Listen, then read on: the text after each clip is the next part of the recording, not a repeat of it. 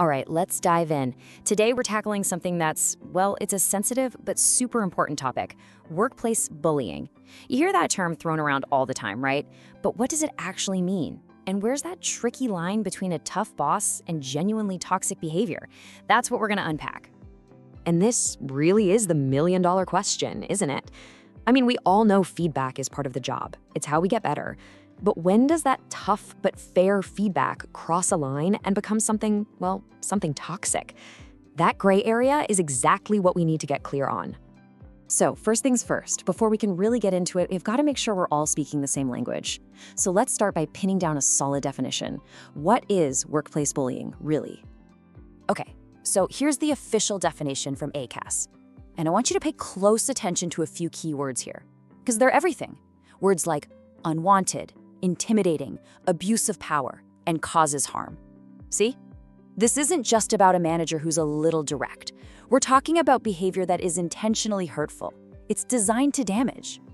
And this right here, this comparison, this is where the rubber meets the road. Look, constructive management, it's all about the work. It's objective, it's about helping you grow your skills. But bullying, that's a whole different beast. It's personal. It's meant to tear you down, to humiliate you. So you always have to ask yourself, is the goal here to improve my work, or is it just about making someone feel small? Is it about performance, or is it about power? Okay, so we have a definition. We know what it is.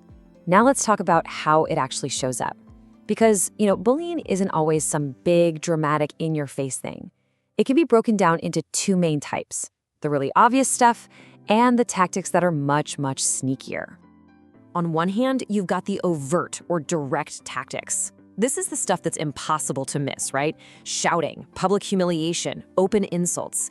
But then you have the covert stuff, and this is where it gets really tricky. We're talking about the subtle, hidden behaviors, spreading rumors, forgetting to include someone on an important email.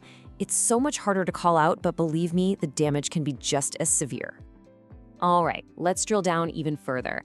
It's one thing to talk about overt and covert, but what does that actually look like day to day? Let's look at some common forms of bullying, because spotting these behaviors is absolutely the first step to doing something about them. Let's start with a really obvious one: verbal abuse. This is that direct, overt stuff we were just talking about. And it's not about someone having a single bad day and snapping. No, this is a pattern. It's that constant drip, drip, drip of criticism that's totally unwarranted. The belittling comments, the unfair blame, it's all designed to just chip away at your confidence until there's nothing left. Okay, now for a classic covert tactic: exclusion and isolation. This is all about making someone feel like a ghost in their own office. Deliberately leaving them out of the loop on emails, forgetting to invite them to a team meeting, or always leaving them out of social plans. It might seem like small stuff, but it's a really powerful way to make someone feel completely alone and undervalued. And this is a big one, and it comes straight from ACAS: deliberately messing with someone's workload. Think about it. It's such a subtle but effective way to make someone's life miserable. You pile on more work than they could ever possibly handle, setting them up to fail, while everyone else has a normal workload. It's absolutely a recognized and very serious form of bullying. And of course, in today's world, bullying isn't something that just happens by the water cooler. It's gone digital. Cyberbullying is a huge issue. Using emails, Slack, Teams, whatever. Using those tools to harass or humiliate someone is just as damaging. A nasty rumor in a group chat can spread like wildfire and have very, very real consequences. When we think of bullying, we usually picture a boss picking on an employee. And yeah, that downward bullying is definitely the most common, but it's not the whole story. Power dynamics can get complicated. You can have horizontal bullying, where colleagues team up against someone. And you can even have upward bullying, where a whole team works to undermine their manager.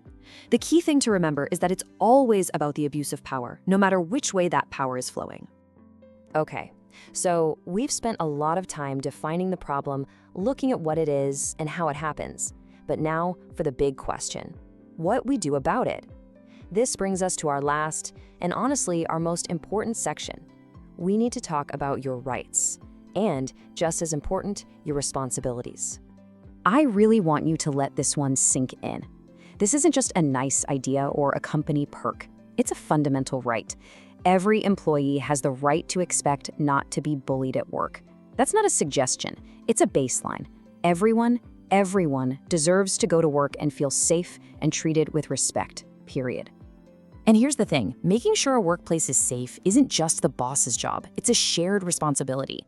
Absolutely, employers have a legal and moral duty to step in and prevent bullying, but it's also on every single one of us. We have a responsibility to treat people with basic respect and to act with integrity. That means not doing it and not looking the other way when we see it happen. It's on all of us to build a better culture. And really, that's what it all boils down to, isn't it?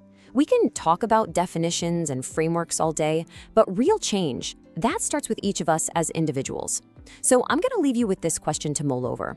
After everything we've talked about, what's one small thing you can do differently tomorrow to help build a workplace that's built on respect?